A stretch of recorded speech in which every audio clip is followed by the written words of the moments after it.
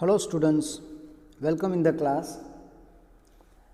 We have learned web writing, right? In the topic of web writing, we have learned different types of process in which we had made how web designing is important for the communication, right? So in the last lecture, we had learned in the last that do not make mistake. જ્યારે આપણે web designing બનાવીએ ત્યારે એમાં કોઈ mistake છે એ હોવી જોઈએ નહીં, એ આપણે છેલ્લે જોયું હતું. તો એ જ ટોપિકને આપણે આગળ વધારીએ. So let's start. The second point is no need to explain the content of a website.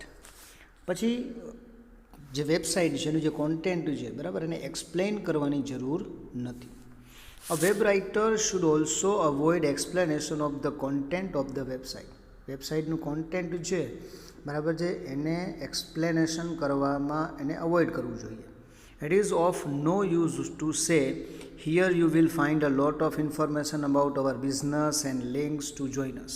એમાં એવી કહેવાની જરૂર નથી કે અહીંયા તમને અમારા બિઝનેસ વિશે માહિતી મળશે, કારણ કે માહિતી માટે જ છે, right? Or our website will introduce you to our service center across the country. Please look around and scan the list of the left to get quick information about service. આવી બધી વસ્તુ કહેવાની જરૂર નથી કે ભાઈ અમારી વેબસાઇટ ઉપર તમને સર્વિસ મળશે ને આ મળશે ને, એ બધું છે એના માટે જ વેબસાઇટ છે. સો ધીસ ઇઝ ધ એમ કહી શકાય કે વેસ્ટફુલ information. This is a meaningless explanation about the website. એમણે કીધું એમ કે meaningless છે બધું. Generally, web pages provide information in points for easy understanding. કારણ કે વેબસાઇટ છે એ એક ઇઝી અન્ડરસ્ટેન્ડિંગ માટે બનાવવામાં આવે છે, રાઈટ? તો એવું કરવું જોઈએ નહીં. આ બધી મિસ્ટેક્સ છે જે ન કરવી જોઈએ. Then don't put mission statement on your home page. પછી આપણું જે મિશન છે એનું જે સ્ટેટમેન્ટ છે ને એ તમારે હોમ પેજ ઉપર રાખવાની જરૂર નથી. There is no need to inform the visitor about your mission or what you do by the way of lengthening description. તો લેન્ધી ડિસ્ક્રિપ્શન આપવાની જરૂર નથી કે તમારું મિશન શું છે, તમે શું કરવા માગો છો, right?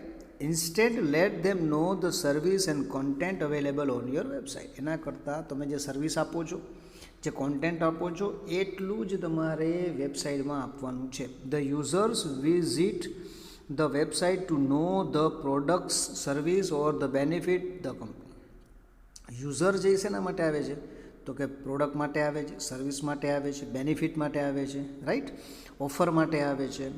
And company can offer not to know companies આઈડિયોલોજીસ.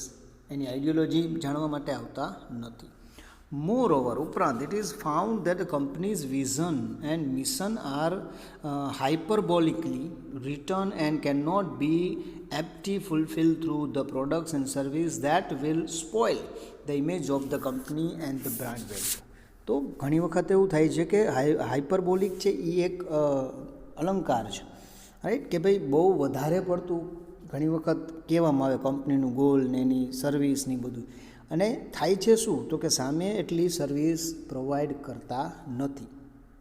સો શું થશે? ઇન્સ્ટેડ સારું થવાની જગ્યાએ સ્પોઇલ કરી નાખશે, બરાબર છે? તો એવું કરવું જોઈએ નહીં. બ્રાન્ડ વેલ્યુ છે એ ઘટી જશે, રાઈટ? તો આ વસ્તુનું એક ધ્યાન રાખવાનું છે. પછી don't put internal and irrelevant information on the web page. પછી ઇન્ટરનલ આંતરિક માહિતી છે, પછી જે રિલેવન્ટ નથી એવી માહિતી પણ અંદર રાખવી જોઈએ નહીં. Care should be taken that no internal or irrelevant information is displayed on the web. ખાસ ધ્યાન રાખવું જોઈએ. ઇન્ટરનલ પછી ઇરરિલેવન્ટ ઇન્ફોર્મેશન આપવાની જરૂર નથી. A web writer should not give details about the internal function of an organization. તો આંતરિક માહિતી છે એ આપવાની જરૂર નથી. He should provide only those details that the user requires the most. એવી જ માહિતી આપો જેની યુઝરને જરૂર છે. For example, on a website for a mobile company, web writer should provide the detail about the model, price, availability, features, customer care, service center, etc. જાણો કે ધારો કે કોઈ મોબાઈલ કંપનીની એડ છે, તો એની અંદર એને ફીચર્સ છે, પ્રાઇસ છે, એની અવેલેબિલિટી છે, એની જ માહિતી આપો. But the detail regarding the owner of the company, various office branches, internal organization, manufacturing detail, outsourcing or purchase of a new material, etc. જો આવી માહિતી તમે આપશો, મેન્યુફેક્ચરિંગ ડિટેલ આપશો ને, આઉટસોર્સિંગની આપશો ને, પરચેસની આપશો ને, મટીરિયલની આપશો ને, તો આ બધુંય શું છે, વ્યર્થ છે. Right, must be avoided. આવું અવોઇડ કરવું જોઈએ, because the user has nothing to do with it. કારણ કે યુઝર છે એની કોઈ આવી જરૂર નથી. ઓકે, પછી છે અવોઇડ ઓર્નામેન્ટલ લેંગ્વેજ. પછી લેંગ્વેજ છે એ સિમ્પલ રાખો, બરાબર. એક ઓર્નામેન્ટલ લેંગ્વેજ બહુ વાઈફાઈ રાખવાની જરૂર નથી. The web writer should use language that an average user can understand. એક એવરેજ યુઝરને પણ ખબર પડે એવી લેંગ્વેજ હોવી જોઈએ. Complicated and ornamental language should be avoided. બરાબર, એકદમ સરસ મજાની આર્ટિસ્ટિક લેંગ્વેજની જરૂર નથી. It is also expected that a very direct and information language should be used. એકદમ ડાયરેક્ટ અને ઇન્ફોર્મલ, એકદમ માહિતી ટુ ધ પોઈન્ટ જ માહિતી અંદર હોવી જોઈએ. When the user visit the web page, he should find each and every word relevant and valuable. જ્યારે યુઝર એમાં આવે, જુએ, તો એમાં એની અંદર એક એક શબ્દ છે એ રિલેવન્ટ હોય, વેલ્યુએબલ હોય એવું એને લાગવું જોઈએ. The website must not be overdosed with a lot of marketing terms or formalities and terms ને એવું ન હોવું જોઈએ. The web writer should evade conceited and exaggerated language that may affect the impression of the organization adversely. જો એક્ઝાઝરેટેડ લેંગ્વેજનો ઉપયોગ કરશો, બરાબર છે, પછી એવેડેડ એકદમ સારા સારા શબ્દો એટલી વધારીને વાત કરવામાં આવશે તો એની અસર છે એ કદાચ એડવર્સ થઈ શકે છે, મતલબ કે ઊંધી થઈ શકે છે. રાઈટ, તો આ બધી વસ્તુ છે એ ખાસ ધ્યાન રાખવી જોઈએ when you make a website. Okay, પછી અવોઇડ ઓર્નામેન્ટલ લેંગ્વેજ. સોરી, આપણે તો ટોપિક થઈ ગયું છે affect the impression of the organisation. એના પછીનો 5.3 ટોપિક છે advantages and disadvantages of modern communication. હવે આપણે જોવાનું છે કે જે મોડર્ન કોમ્યુનિકેશન આખી આપણે વાત કરી, જો અહીંયા ટોપિક છે એ પૂરો થઈ ગયો, બરાબર છે, જે વેબ રાઇટિંગની આપણે વાત કરતા હતા. હવે અહીંથી એક નવો ટોપિક આપણે લઈએ છીએ. આખો જે ટોપિક છે, 5મો ટોપિક જે આપણે આખો ભણ્યા, રાઈટ, કે જેની અંદર આપણે મોડર્ન કોમ્યુનિકેશનની વાત કરી. તો હવે આપણો લાસ્ટ ટોપિક છે, બરાબર, આખા કોર્સનો આપણો લાસ્ટ ટોપિક છે એડવાન્ટેજીસ અને disadvantages of modern communication.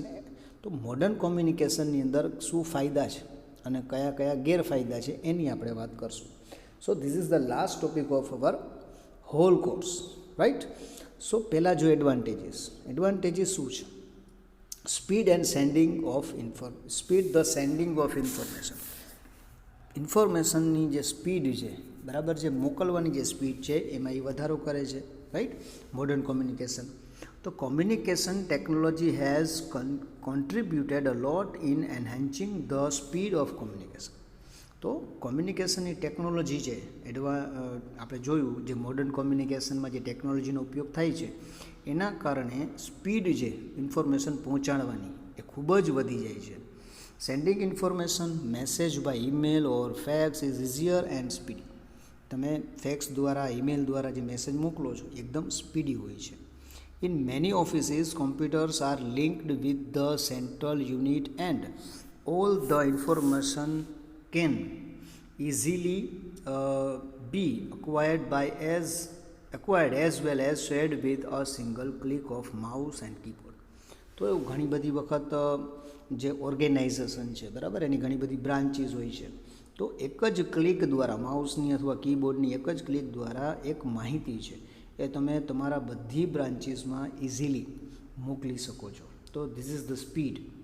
This modern technology has provided unbelievable speedy network of information distribution.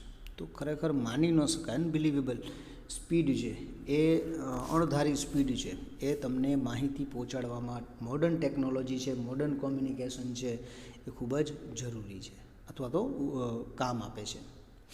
બીજો ફાયદો એ છે ઇમ્પ્રૂવ્સ ઓર્ગેનાઇઝેશનલ કોમ્યુનિકેશન. બીજો ફાયદો એ છે કે ઓર્ગેનાઇઝેશનની અંદરની આંતરિક કોમ્યુનિકેશન છે એમાં એ સુધારો કરે છે, ઇમ્પ્રુવમેન્ટ લઈ આવે છે. Communication technology has made it very easy to acquire information and share the same irrespective of distance.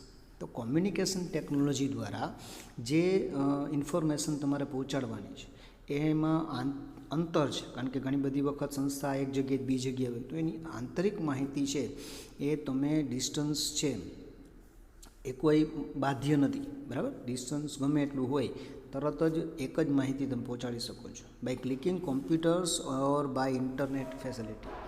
It store all the information in central system. તો ક્લિક દ્વારા પહોંચાડી શકો છો. બીજું, એની અંદર જે માહિતી છે એને તમે સ્ટોર પણ કરી શકો છો સિસ્ટમમાં, બરાબર છે. તો it store the information system and create a database. એક ડેટાબેઝ પણ તમારો તૈયાર થઈ જાય છે. Therefore getting information at any place and any time is possible. એનાથી શું ફાયદો થાય? તો કે તમારે કોઈ પણ માહિતી કોઈ પણ જગ્યાએ જોતી હોય તો તમને મળી શકે છે, right. Modern technology has also help in organizing information in desire order. તો એને ઓર્ગેનાઇઝ કરવામાં તમને જેવી રીતના ઈચ્છા હોય એ રીતના તમે એ માહિતીને ગોઠવી શકો છો, ઓર્ગેનાઇઝ કરી શકો છો. Therefore, with the key word only and any employee can acquire relevant information. તો ઘણી વખત તમારે કોઈ પણ માહિતી જોતી હોય તો તમે માત્ર કીવર્ડ તમને યાદ હોય, અમુક શબ્દ યાદ હોય અને બહુ જૂની માહિતી હોય એ પણ તમે મેળવી શકો છો. સેન્ડિંગ ઓડિયો વિઝ્યુઅલ ઇન્ફોર્મેશન, તમે ઓડિયો વિઝ્યુઅલ ઇન્ફોર્મેશન મોકલી શકો છો. મેપ્સ, ચાર્ટ્સ મોકલી શકો છો. Can be sent in a movement and hands. તરત તાત્કાલિક એક સેકન્ડમાં, એક ક્ષણમાં તમે માહિતી પહોંચાડી શકો છો. The barriers of time has almost ended. અને જે સમયની મર્યાદા છે એમાં એનો અંત આવે છે. If information is confidential. જો ઇન્ફોર્મેશન છે એ કોન્ફિડેન્શિયલ હોય, બરાબર છે, કોઈને ન કહી શકાય એવી હોય, ગુપ્ત હોય, we can protect it by password. તમે એને પાસવર્ડ દ્વારા પ્રોટેક્ટ પણ કરી શકો છો. Thus, the easy sharing of information has undoubtedly improved organizational computer. તો આ જે ઇઝી શેર કરવાની, ઇન્ફોર્મેશન શેર કરવાની જે પદ્ધતિ છે એમાં કોઈ શંકાને સ્થાન નથી કે આખી સંસ્થાનું જે ઓર્ગેનાઇઝેશન કોમ્યુનિકેશન છે એને એકદમ ઇમ્પ્રૂવ કરે છે. સંસ્થાકીય જે સંવાદ છે, બરાબર, એને એ સારામાં સારો બનાવે છે, કારણ કે એના આટલા બધા ફાયદા છે, રાઈટ. તો આ ટોપિક છે આપણે અહીંયા પૂરો કરીએ છીએ, રાઈટ, આજનો ટોપિક. અને બાકીના જે ફાયદા છે, બાકીના જે ગેરફાયદા છે એની ચર્ચા છે આપણે નેક્સ્ટ લેક્ચરમાં કરશું. So see you in the next lecture. Till then, goodbye and thank you.